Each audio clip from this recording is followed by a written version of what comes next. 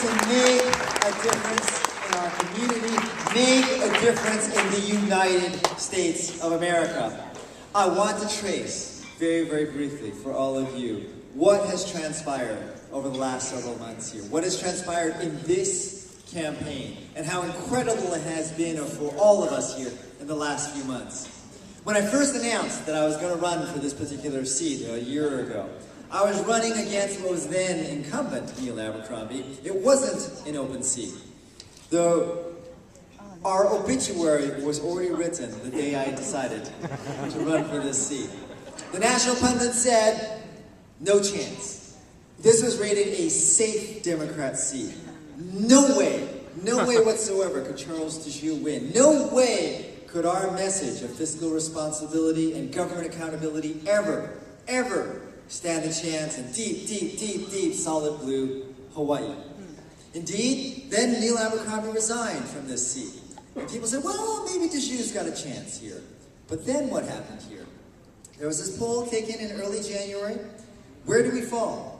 We fell in third place. We had 17% of the vote. I was over 17 points behind the front runner. We were not only in third place, we were in distant third place. Every single news media organization said we were dead. Dead in the water. No chance. No hope. Might as well pack your bags and give up now. Liar!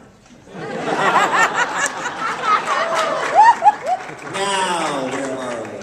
Now, where are we? You know, my friends, the reason we're here, the reason we are on the cusp of making American history is because of all of you.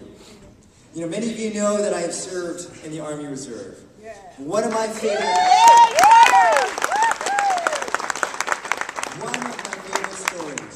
favorite stories from the U.S. Army actually came from the Army in World War II. It was at the Battle of the Bulge. Those of you who are students of American history know that what happened in the Battle of the Bulge was that after American forces landed in Normandy, the Germans, the Nazis, launched a very vicious, bitter counterattack, pushed the Allies back. The Allies were losing. The front lines looked like they were going to collapse. And there was a story that in the darkest day, when it looked like the Allies might be defeated, when it looked like that the outcome of World War II wasn't going to be decided in the favor of the Allies, but instead of the Axis, there is a story of a young American GI who saw a U.S. Army tank running, coming backwards from the American front, from the front lines, fighting the Nazis. That tank came up and saw this young private. The tank stopped. The hatch popped up. A sergeant looks out and sees a solitary American soldier and says, son, get out of the way. We gotta retreat. Things are not going well at the front. That young American soldier looked at that tank sergeant and said, Sergeant, I'm here. I'm with the 101st Airborne. He picked up the butt of his rifle and marked it in the soil in France and said, the German advance stops here. Get behind me. We're fighting back.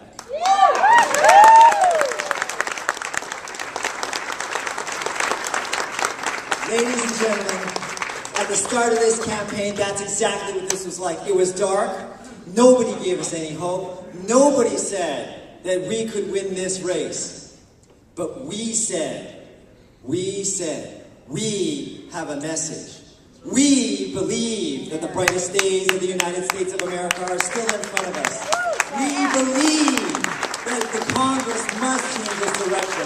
We believe we cannot spend money like there is no tomorrow. We picked up that rifle, marked it in the sand, and said, we are going to take back our country. We are going to tell the United States Congress they cannot spend our money like no tomorrow and hand the bill to our nation's children. We said to them, we are going to fight back.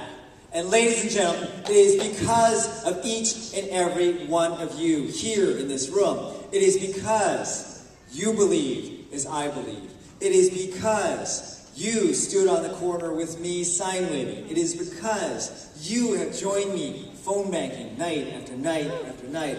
It is because you have donated your time, because you have donated your energy, because you have donated your resources.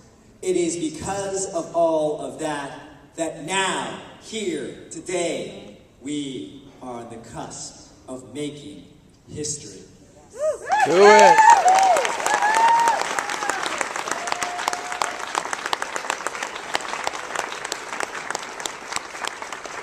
We have this absolutely amazing opportunity to change the composition of Hawaii's congressional delegation.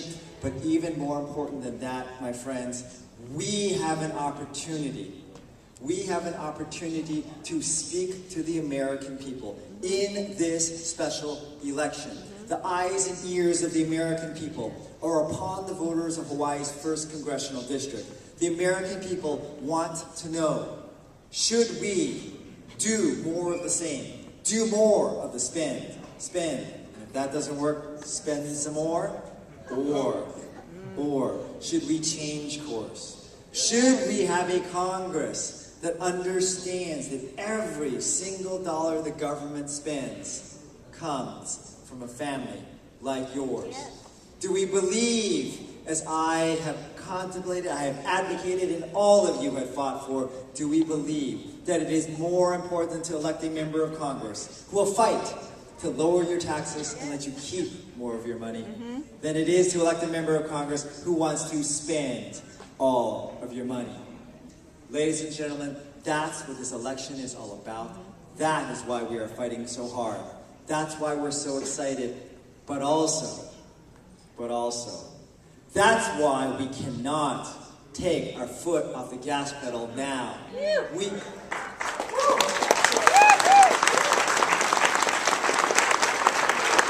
are so close. We are so close to doing this. We have just 8 more days to go before May 22nd, before the American people wake up and say, my gosh, what did they do in Hawaii? Yeah! Yes!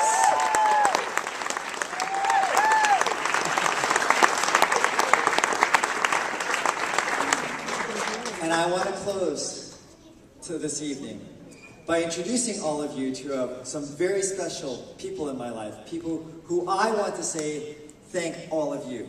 Let me begin by first of all introducing my parents who immigrated to this country. My father from China, my mother from Thailand. They are standing in the back over there with my auntie and uncle.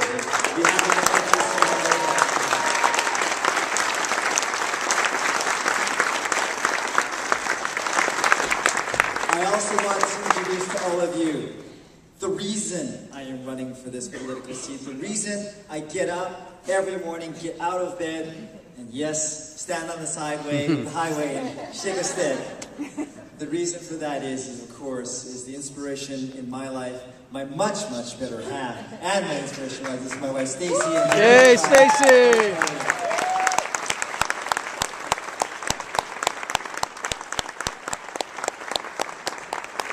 My friends, on behalf of myself, on behalf of my wife and my family, I want to say to each and every one of you, thank you so much for getting us this far. Thank you so much for believing in America, for believing that our best days are still ahead of us, for believing that we can actually win this race and change not only Hawaii, but the United States of America.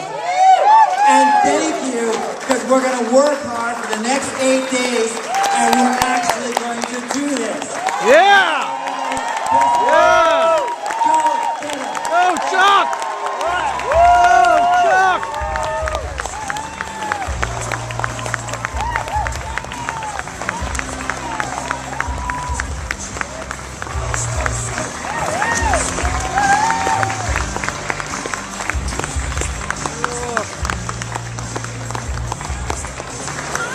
Got fucked?